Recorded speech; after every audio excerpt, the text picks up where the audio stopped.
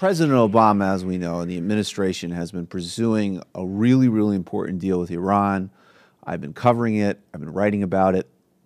And the objection, we've talked a lot about the objection from the far, extremist right in Israel and Benjamin Netanyahu, but the Gulf states, who are also quite problematic in a Middle Eastern context, although certainly Iran is in many ways, in many respects as well. But the Gulf states, like Saudi Arabia, they are equally as fervent, if quieter in their press strategy, about their problems with the Iran deal. And again, this boils down to regional politics. This boils down to who's going to sort of play a dominant role. There is an aspect of some Sunni-Shia rivalry. I wouldn't overstate that, but that's real.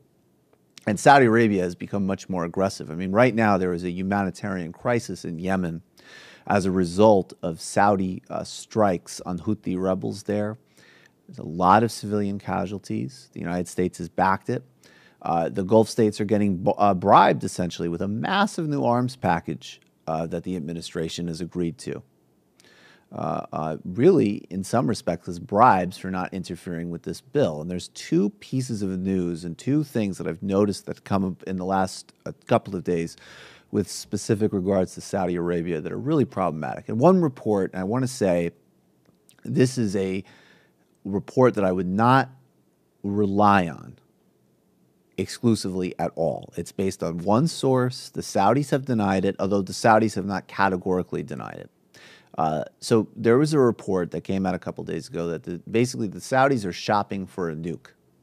And the notion would be that instead of having their own program, the Saudis, who have a very, very close relationship with Pakistan, who've been patrons of the Pakistani intelligence services, who fund madrasas, and really, in fact, through their money, are a major cause of the problem and the spread of Wahhabi and Salafist fanatical versions of Islam, which have a great overlap with terrorism and instability, going back to the days of backing certain factions of the Mujahideen in Afghanistan.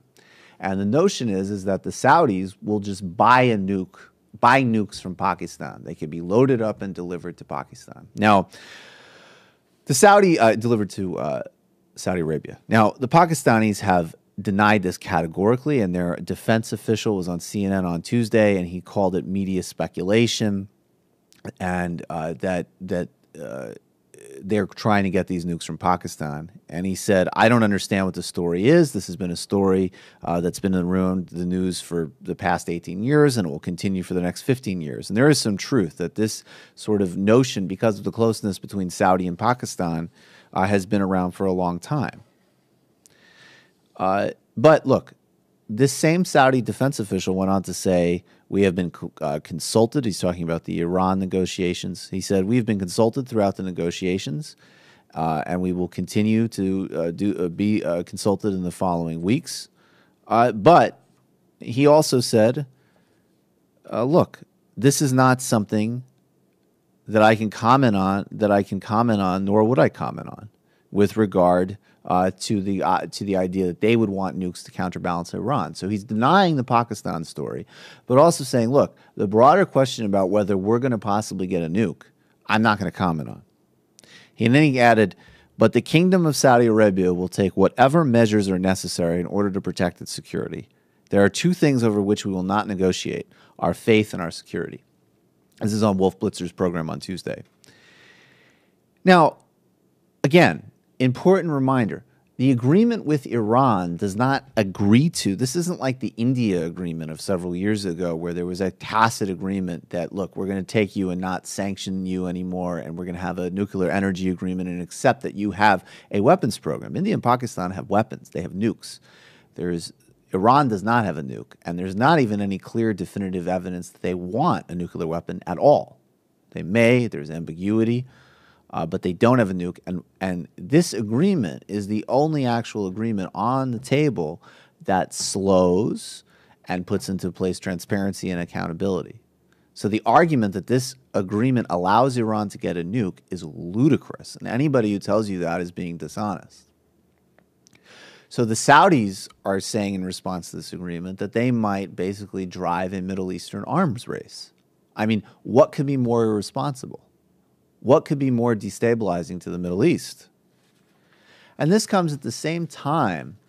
And still bear in mind, we're consulting with the Saudis. There's a new arms package that are going to benefit the Saudis.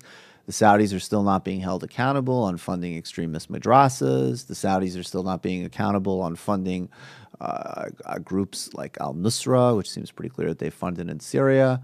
There's questions about it, but certainly Saudi money has gone to fanatical groups that have killed moderates, that have spilled over into broader global terrorist causes.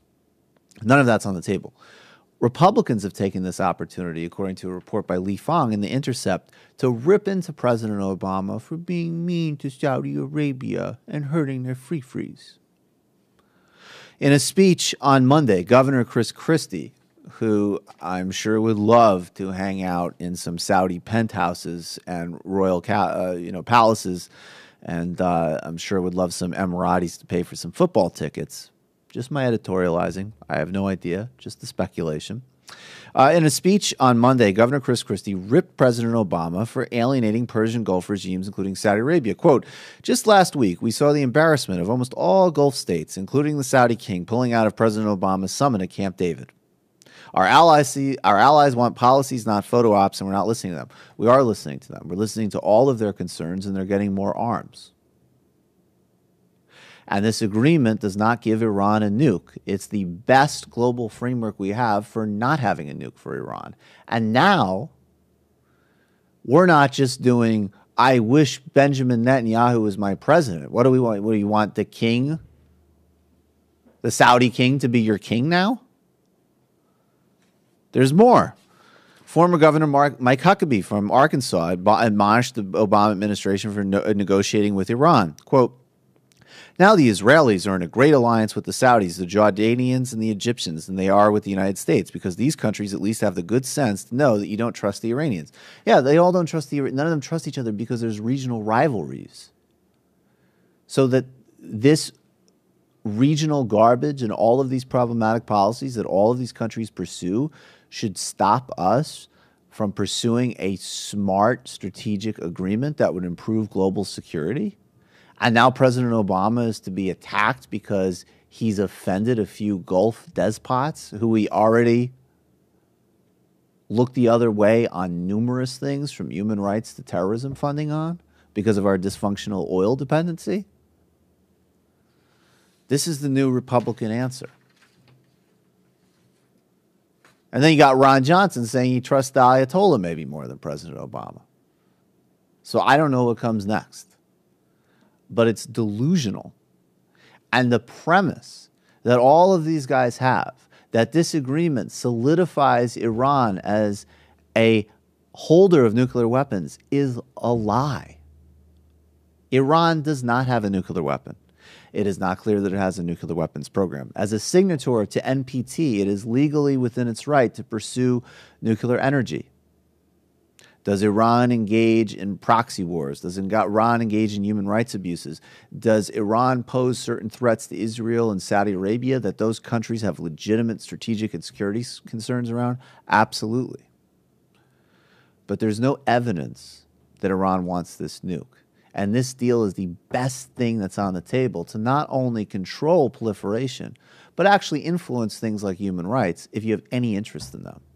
And incidentally, how about human rights in Saudi Arabia? It's unbelievable.